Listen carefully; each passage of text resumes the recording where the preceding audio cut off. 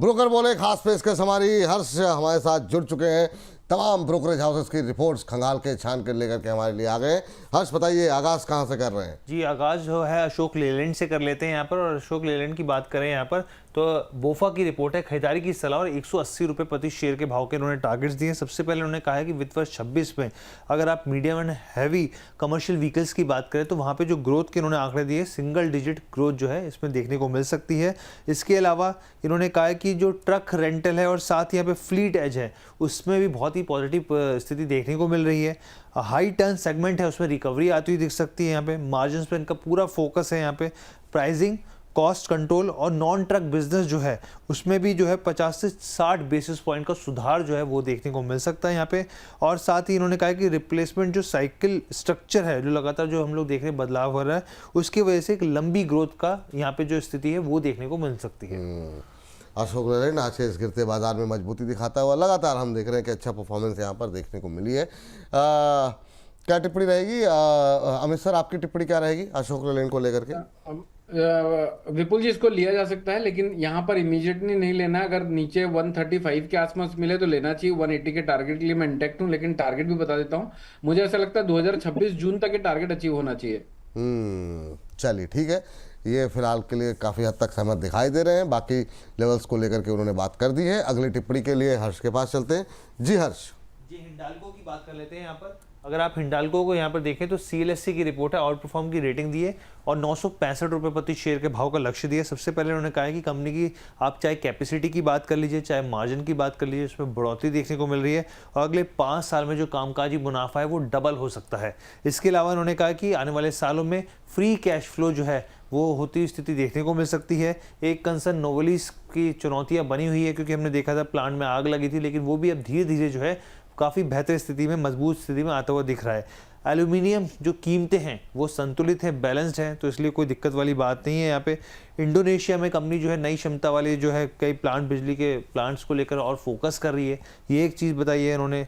मांग में जो है मजबूती बनी रहेगी और इन्होंने FY27 के लिए जो बात करी है यहाँ पे एल्यूमिनियम एक्सपोजर को लेकर वो लगातार जो है वो बढ़ता हुआ देखने को मिल सकता है। मेटल में लगातार रिपोर्ट्स आती हुई दिखाई दे रही है। हिंडाल्को को लेकर के अब रिपोर्ट आई है, 965 का लेवल दिया गया है। मैम, आप अग्री कर रही हैं CLSA की इस रिपोर्ट से? आई डू अग्री, लेकिन इस भाव पे नहीं। इस करंट रिपोर्ट आ जाइए तो इसका मतलब ये नहीं कि आप 800 पर इसको खरीद लेंगे। Make your price better. अगर आपकी एंट्री बेटर होगी तो आपको जो रिटर्न रिवॉर्ड है वो भी बेटर हो जाएगा और आपका जो रिस्क है वो कंपैरेटिवली बेटर रहेगा। तो मेरे हिसाब से आप इसको कंसीडर कि डाउन द लाइन 3 से 4 क्वार्टर के अंदर ये प्राइस आना वेरी वेरी पॉसिबल। लेकिन आपको जो भाव लेना है ना, बाइंग जो लेनी है वो 760 से लेकर के 765 की रेंज पर लीजिए। ये एक बहुत अच्छा रेट बनेगा और इसमें जो स्टॉप लॉस है वो बहुत छोटा रहेगा कंपेरेटिवली। 735 का स्टॉप लॉस रखें और आप इसके टारगेट के लिए वेट कर सकते हैं। इनफैक्ट जब 865, मैं बहुत एक सजेशन देना चाहती हूँ, जैसे ही 865 क्रॉस हो जाए वहां पर आप इसको 850 की ट्रेलिंग के साथ फर्दर जो रिपोर्ट के अनुसार जो टारगेट है जो 965 के हैं आप उसके लिए होल्ड कर सकते हैं, लेकिन बाइंग अच्छा रखिए। चलिए, ये बात यहाँ पर निकल करके आई है।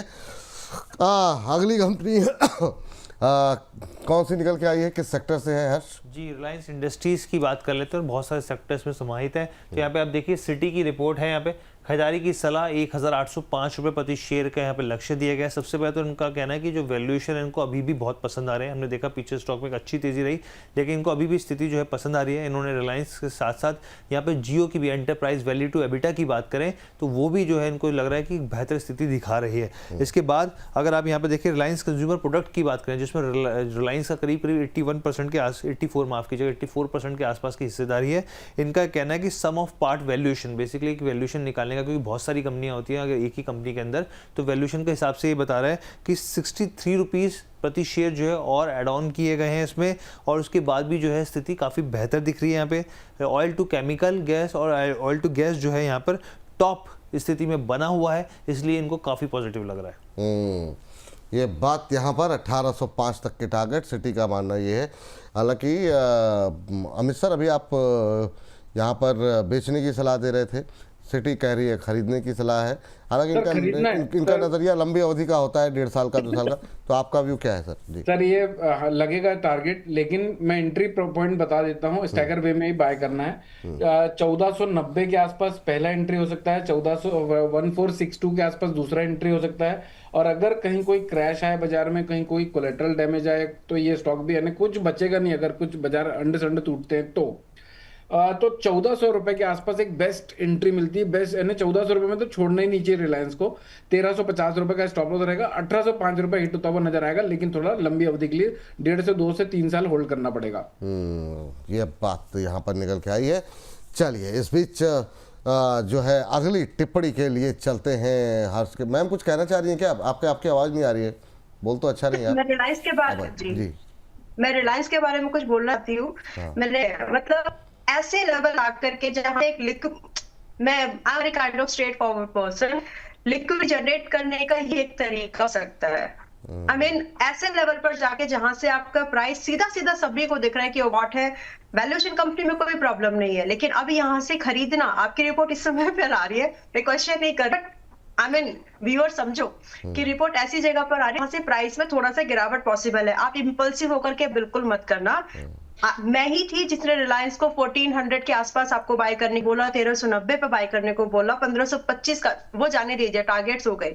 बट अभी अगर आपको वापस इसमें बाय करना है तो जैसे कि अमित जी ने बोला है, वेट करिए, लगभग 1420 का हिसाब से 1420 के पास आए तो फिर से खरीदना, लेकिन अब नहीं। रिपोर्ट के बेस पर टारगेट तो मिलेंगे, 1 साल का नजरिया है, लेकिन आप ये समझ लो कि आप अगर अब एक बेस्ट बाय लेते हो तो आपकी प्राइस से लगभग 5 से 6 टन का एक और डिप आपको मिलता है। तो बेस्ट बाय करने की कोशिश करिए, रिपोर्ट पर तुरंत डिसीजन मत लो, इम्पल्सिव बाय नहीं लेना। चलिए ठीक है, इम्पल्सिव बाय नहीं करना है, ये बात यहाँ पर निकल के आई है। और चलिए अब आखिरी कंपनी के आखिरी सेक्टर को समझने की कोशिश करते हैं हर्ष के साथ। हर्ष बताइए जी। यहाँ पर इंडस टावर की बात कर लेते हैं, और इन्होंने जो बेस बनाया रिपोर्ट में सिटी ने, यहाँ पर जो है वोडाफोन आइडिया को लेकर जो तमाम अपडेट्स आ रहे हैं उसको बेस बना के इन्होंने बात की है यहाँ पे खरीदारी की, और 500 के इन्होंने लक्ष्य दिए। देखिए सबसे पहले जो जैसे संचार मंत्री जो ज्योतिरादित्य सिंधिया है, उन्होंने जो अभी हमने देखा एक इंटरव्यू के दौरान कई बातें कही, तो उसको उन्होंने कहा कि काफ़ी पॉजिटिव है। VI के राहत पैकेज को लेकर जल्दी फैसला हो सकता है, ये पॉजिटिव मान के चल रहे हैं यहाँ पे। इसके अलावा इन्होंने ये कहा है कि सरकार के बकाये को अगर आप छोड़ दिया जाए तो VI के ऊपर, वोडाफोन आइडिया के ऊपर बहुत ज़्यादा कर्ज नहीं है, तो ये एक इनको पॉजिटिव लग रहा है। SC के आदेश को लेकर जो है सरकार लागू करती हुई दिखेगी आने वाले दिनों में, इन्होंने अपनी रिपोर्ट में ये चीज़ कही है। लेकिन उन्होंने कहा कि अभी अगर तमाम जो चीज़ें हैं वो पॉजिटिव होती हैं तो फिर स्टॉक के लिए पॉजिटिव होगा, और इसका फ़ायदा जो है इंडस टावर को मिलता हुआ दिखेगा। चलिए, जो लोग वोडाफोन पे सकारात्मक उतने नहीं है, क्या उन्हें इंडस टावर पे होना चाहिए? इस पर बहुत संक्षिप्त टिप्पणी दोनों मेहमानों की जान लेते हैं। पहले अमित सर आपकी। विपुल जी, लेना चाहिए, लेकिन इसका एंट्री पॉइंट 497 के आसपास का होना चाहिए। 467 का स्ट्रिक्ट स्टॉप लॉस रहेगा। टारगेट 500 रुपए के लिए जेन्युइन लगते हैं, 450 और 500 के तो आराम से लगते हैं। चलिए ठीक है, मैम आपकी टिप्पणी संक्षिप्त क्या रहेगी इंडस टावर को लेकर के?